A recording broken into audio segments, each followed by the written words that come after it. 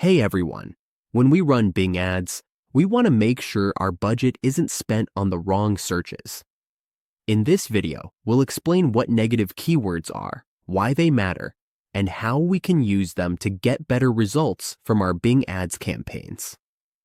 Negative keywords in Microsoft advertising, which used to be called Bing ads, are words or phrases that stop our ads from showing up for certain search queries. This helps us save money and get more clicks from people who are interested.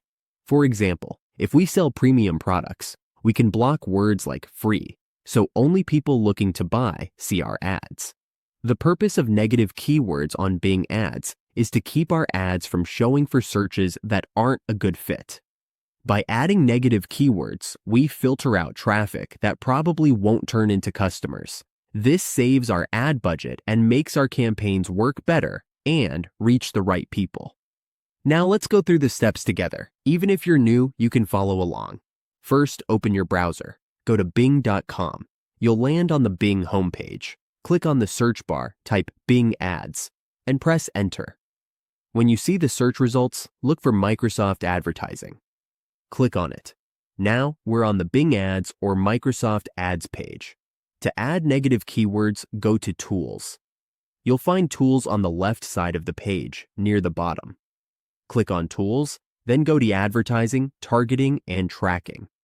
Under that, you'll see Keywords. Click on this.